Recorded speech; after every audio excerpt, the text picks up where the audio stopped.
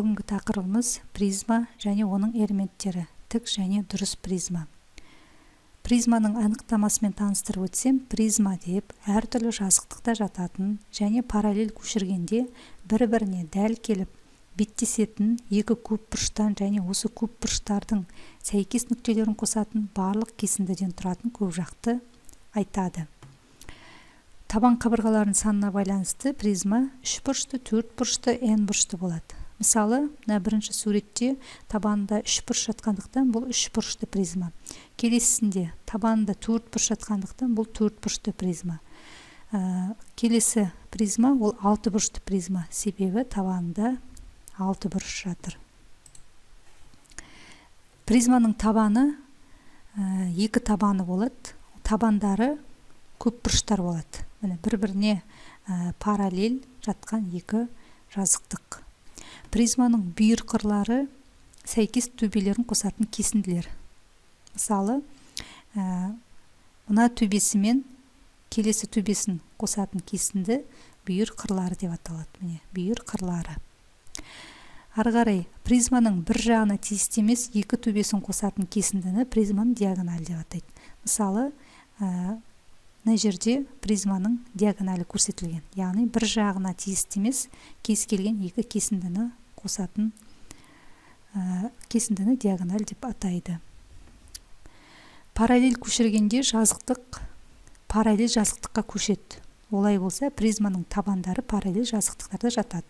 Жаңа айтып өткендей, призманың екі табаны болады, және осы екі табаны бір-біріне параллель орналасады.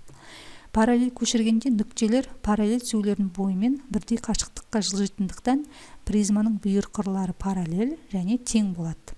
Яғни бүйір қырлары бір-біріне тізбектей жалғасқан параллелограммдардың қарама-қарсы қабырғалар ретінде тең және параллель.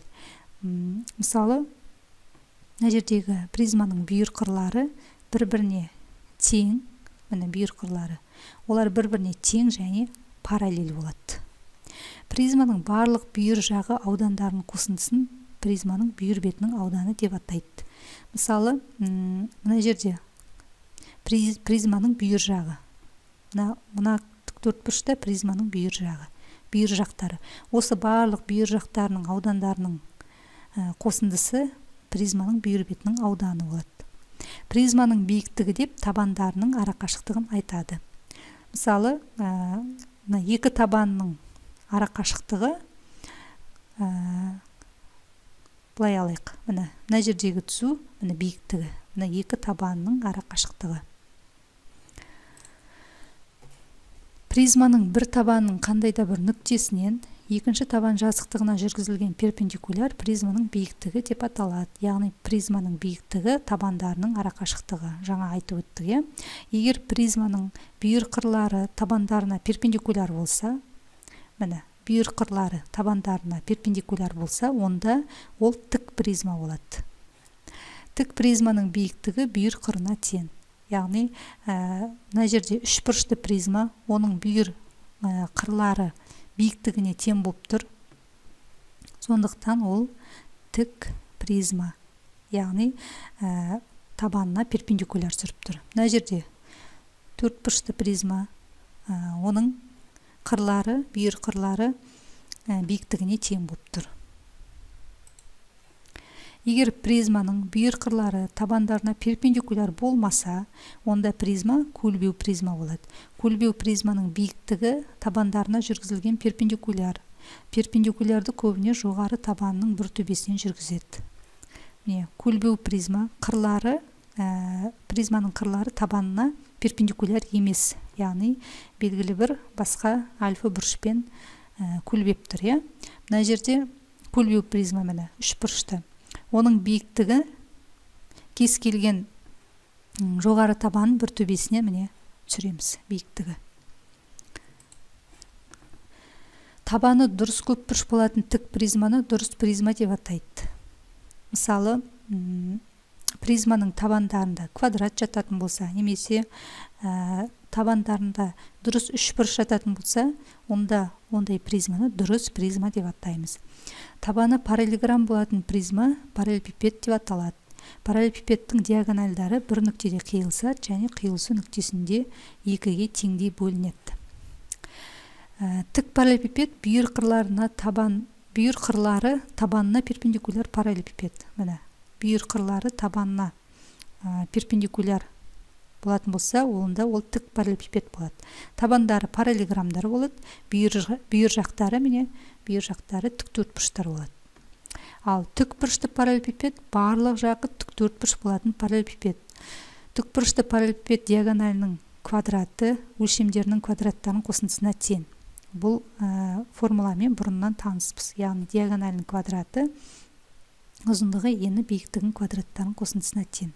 Тікбұрышты параллелепипедтің барлық жағы тіктөртбұрыштар дейді. Міне, барлық жақтары тіктөртбұрыштар болады. Куб барлық жағы квадрат болатын параллелепипед. Барлық қырлары тең. Диагоналі өзімізге бұрыннан таныс, ол d квадрат тең 3a квадратқа тең. Енді мынадай мысал қарастырайық. Бізге тік призма берілген. Табаны ромб, ал призманың диагональдары 8 см және 5 см. Призманың биіктігі 2 см болса, табан қабырғасын тап дейді.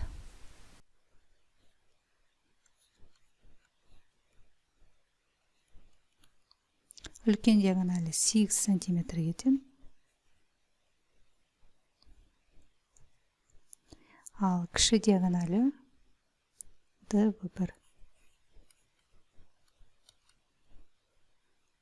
5 кетен. Енді біздер ромбтың диагональдары тең және қақ бөлінетінін білеміз.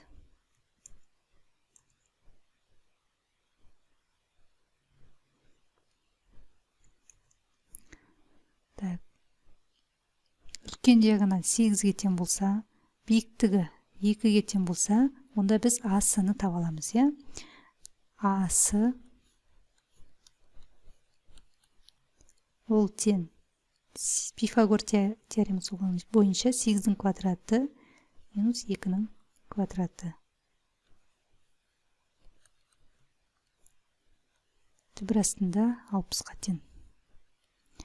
Ары қарай VD-ны тауып алатын болсақ, онда 5-дің квадратынан азайтамыз 2-ның квадратын. Түбір астында 21-ге тең. Енді бізге бұл ромбтың екі диагоналі бізге белгілі. Енді қабырғасын табу үшін 4a квадрат тең d1 квадрат плюс d2 квадрат деген формула бойынша қабырғасын тауып аламыз. Бізде диагональдары түбір асты 60 және түбір асты 21-ге тең. Квадраттасақ 60 қосу 21 бөлінген 4.